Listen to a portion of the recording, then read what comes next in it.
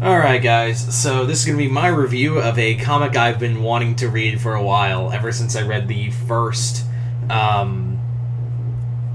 story, the first comic, and that is Archie vs. Predator 2. Yeah, they made a second one.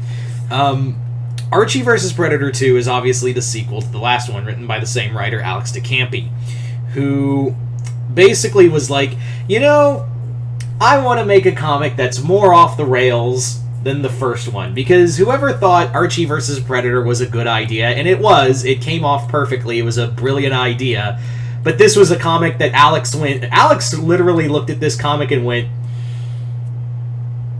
I'm going to turn things up to 11, and boy does she ever. Holy shit. Yeah, so this time, DeCampi works with Robert Hack, who's best known for the artwork for Chilling Adventures of Sabrina, and they collab together to make one of the most insane crossovers I have ever read. Now, I wouldn't say it's up on the level of Freddy vs. Jason vs. Ash 2, which is completely awful. This one is like, because with Freddy vs. Jason vs. Ash 2, it goes even further ridiculous. It goes even in a weirder angle. Here, we're already dealing with Archie vs. Predator, so we're already in the weird, so we might as well go further. And how further do you ask? We deal with multiverse stuff. So, in here, real quick of what happened. So in the last story, basically what had happened was a predator showed up in Riverdale and killed literally everybody except Betty and Veronica, who captured the predator and then turned it into a new Archie after it killed Archie 1. So this predator is now Archie, and they are the last three survivors of Riverdale. And they really embrace, like, the weird stuff in here, where they're talking about Memory Lane, which will literally retcon anything, but Memory Lane is gone, so they drive around until they run into the Mark Waid versions of Archie. For those who don't remember, there was literally a Mark Waid reboot of the Archie comics. I don't know if that's still going or not, but yeah, this takes place during that. You know what else it's taking place with? The Predator. Yeah, so at the same time, Dilton Doily literally were going with the same thing of the Predator movie, where in here Dilton gets a Predator helmet and it acts off a signal of a group of assassin predators, the big hulking ones with their dogs, who are just fucking around on Mars, and they go to Riverdale to recover their helmet, and that's really it. That's really it, where it's, like I said, it's completely weird, and yeah, so we're crossing over Archie meeting, the Mark Waid Archie, and we're also having them meet Predators again. This is, like I said, fucking nuts, because we are just doing...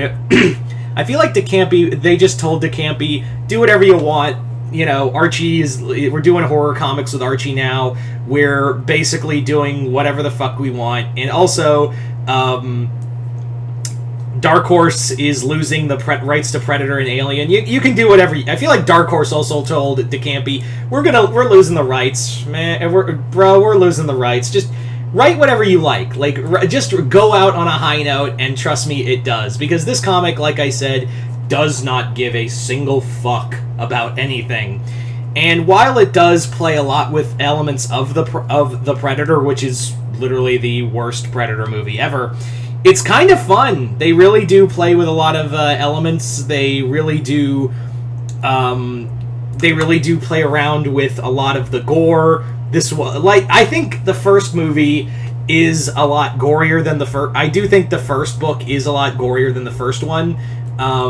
This one is more like, hey, we're just going to poke fun at Archie and Predator stuff the whole time. This one is more about being kind of meta about everything, because it's also dealing with Betty and Veronica, who are more or less just like, people used to love us and now we're just gone. Like, now we're just like, we're old news, and we don't know how to deal with that. And that's kind of the running thing, is like, they don't know how to deal or comprehend with any of that. They don't know how to come away with that. Although DeCampi was also like, you know what I'm gonna do? I'm gonna do the obvious. And DeCampi does by putting Betty and Veronica together. And I'm like, yeah, again, go all out. I mean, obviously, just do the one thing I think we've all kind of thought about. Is like, just have Betty and Veronica be together at this point, man. Just, yeah, and they do that. The comic ends in a very abrupt way. It's a very abrupt ending, but at the same time, it's kind of fun. That's my only problem, is that the ending is so sudden, and also, like, but at the same time, it's poking fun at, like, reboots and retcons that were going on in other comics. So I do think that is kind of the other meta thing DeCampi wanted to do with that. All in all, this was a lot of fun. Also pretty hard to get because, like I said, this was under Dark Horse, and it's getting harder and harder to find Dark Horse reprints of Predator books.